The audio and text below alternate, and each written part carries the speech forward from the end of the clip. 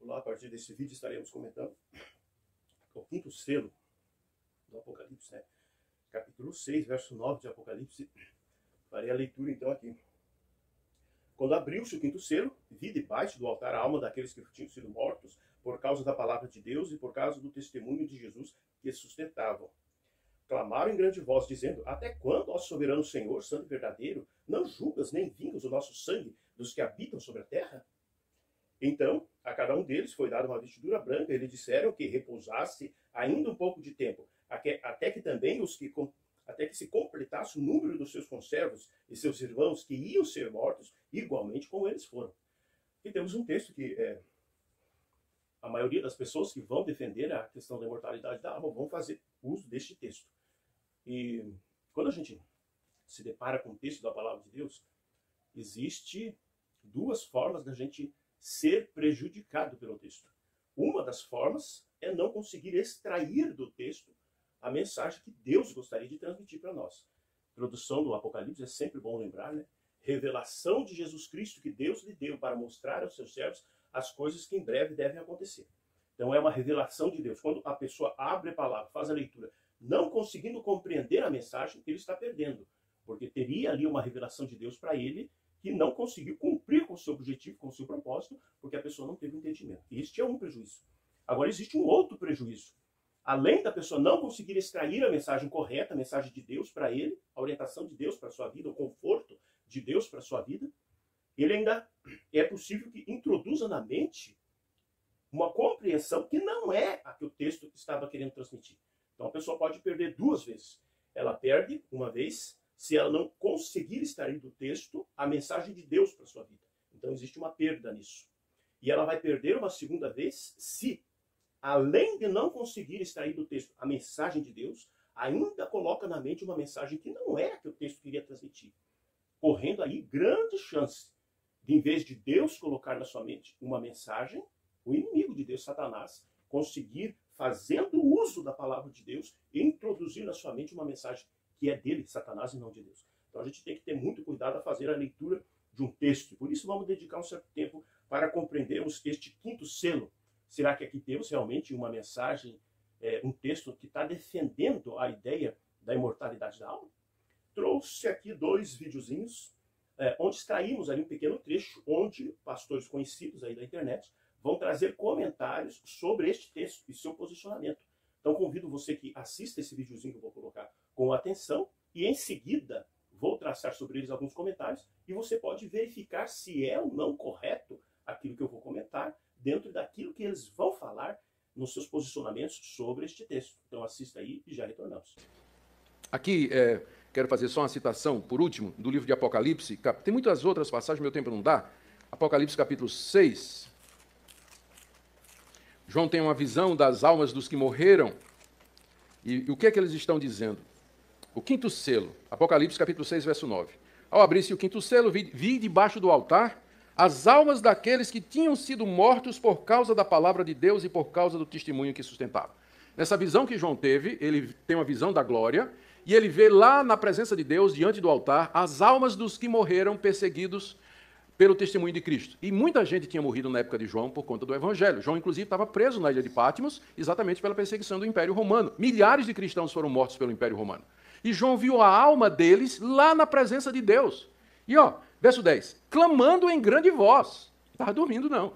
Estava clamando em grande voz, dizendo: Até quando, ó soberano Senhor, santo e verdadeiro, não julgas nem vingas o nosso sangue dos que habitam sobre a terra?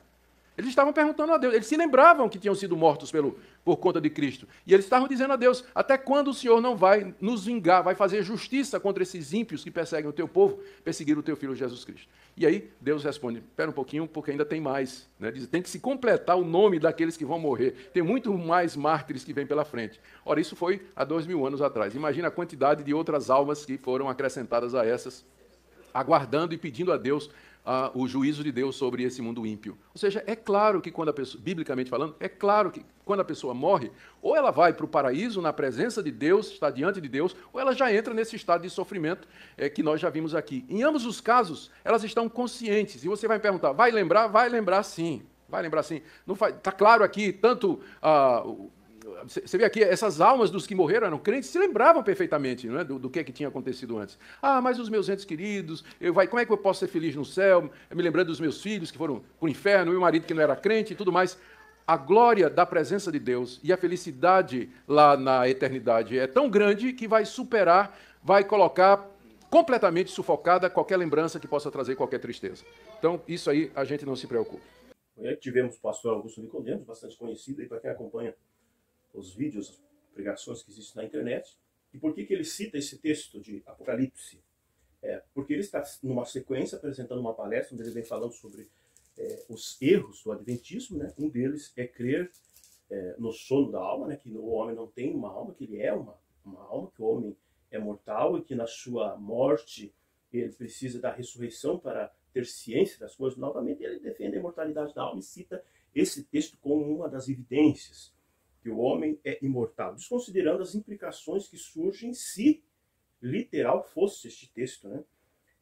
O que pode se perceber também é que ao fazer a leitura ele vai além daquilo que o texto diz, porque o texto em momento algum está dizendo que este trono, que este altar está no céu, que está na presença de Deus, que está junto ao trono de Deus. Essa informação não existe no trono, porém ele dá ênfase para que a pessoa creia dessa forma, que este trono está no céu. Uma das análises que deve ser feita para a compreensão de toda essa mensagem é saber a correta localização deste altar aqui citado. No texto ele não vai dizer que esteja no céu. A gente vê desde o capítulo 4, quando João ele recebe o convite, ele vai dizer assim no capítulo 4, né? Vi uma porta aberta no céu e a voz que comigo falou no início, fala novamente, convidando, né? Sobe até aqui. Daí quando ele sobe no capítulo 4, ele começa a descrever tudo que ele está vendo. Ele vai dizer que vê o trono, vê alguém assentado no trono, vê outros 24 tronos. Assentados sobre esses 24 tronos existem 24 anciões. Ele vê esses 4 seres viventes, descreve esses seres. Então há todo um conjunto. Depois ele vai dizer que vê um livro selado, ninguém consegue abrir esse livro selado. Depois surge um como um cordeiro que tenha sido morto, que é Jesus. Este pode abrir. Então ele conversa com um dos 24 anciões. Depois há uma sequência na abertura dos tronos. E este altar ele é visível a João apenas em que momento? No momento em que abre o quinto selo. Já é esta sequência já traz uma informação de que se o altar onde as almas estão debaixo clamando só é visível a partir da abertura do quinto selo, já dá para a gente descartar que ele esteja no céu, porque o João já estava no céu e não tinha citado, não tinha visto nada, né? Se lá ele estivesse, não ia ser necessário para que João visualizasse este altar, as almas ali, não ia ser necessária a abertura do selo. Então, quando ele afirma assim, em mais de uma vez, durante este pequeno trecho, que essas almas estão na presença de Deus, este altar está junto ao trono de Deus, ele está indo além daquilo que o texto traz de informações.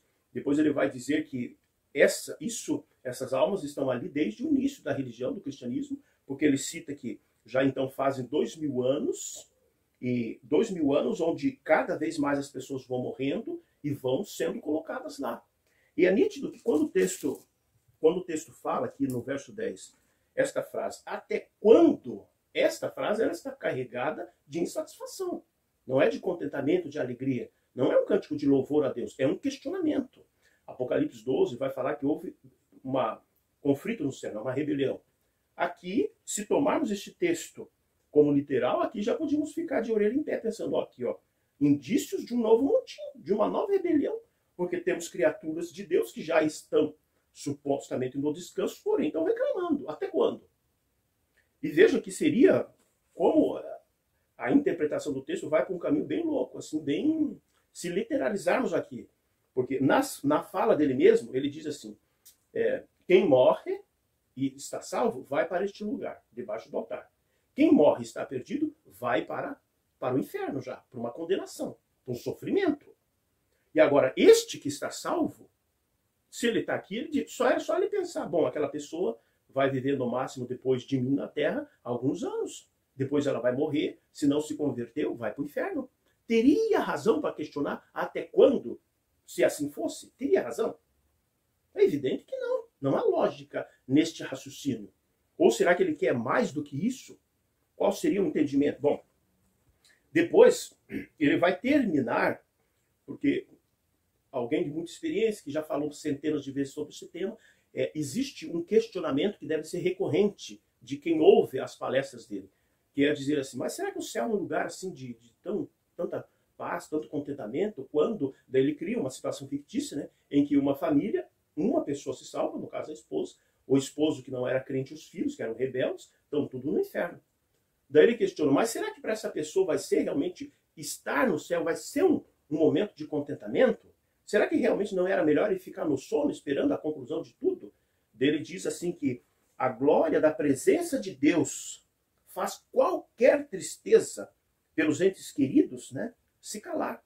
Então, por que alguém não vai ficar inquieto, triste, preocupado, amargurado, sabendo que o restante da família está no inferno? Porque ele está na presença, ou ela está na presença de Deus.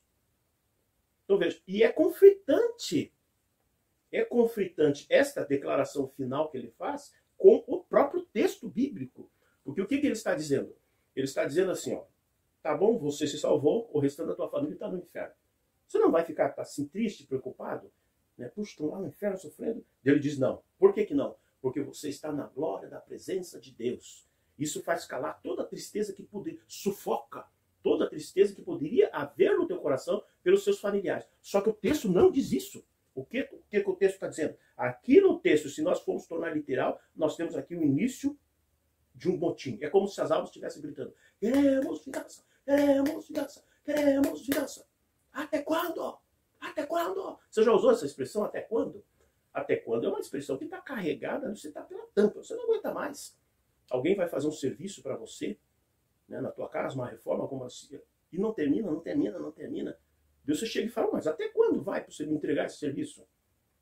Ou alguém, um familiar, alguém próximo, repetidamente comete as mesmas falhas.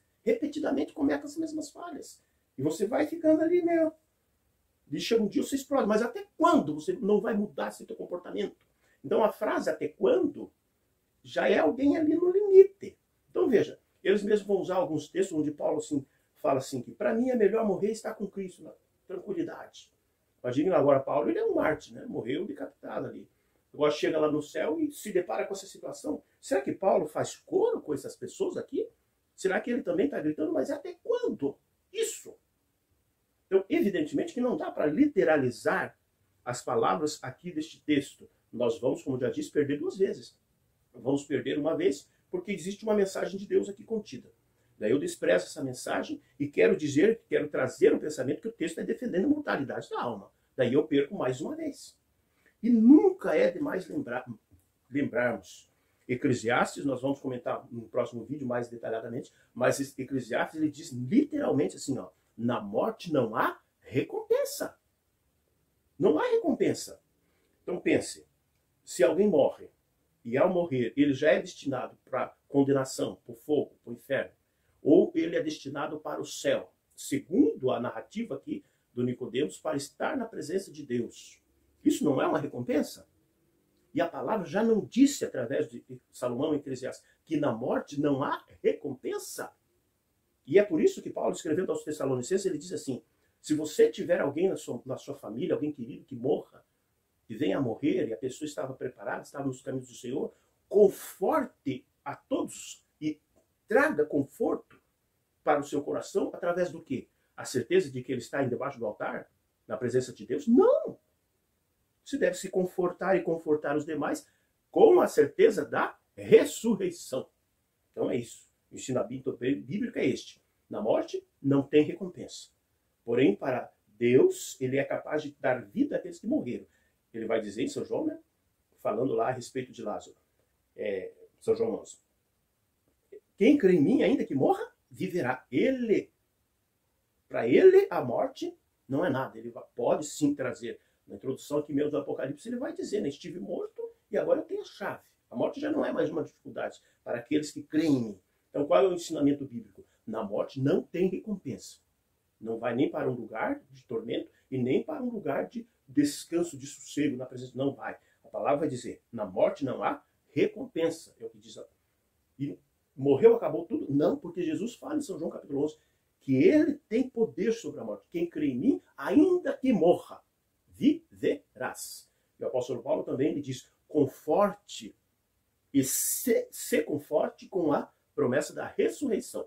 Esta é a linha bíblica que devemos adotar. Que Deus nos abençoe. Ainda vamos trazer outros vídeos trabalhando sobre este capítulo, este quinto selo.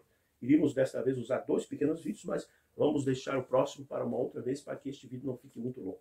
Então, que Deus nos abençoe, que possamos sempre extrair da palavra o ensino que está na palavra.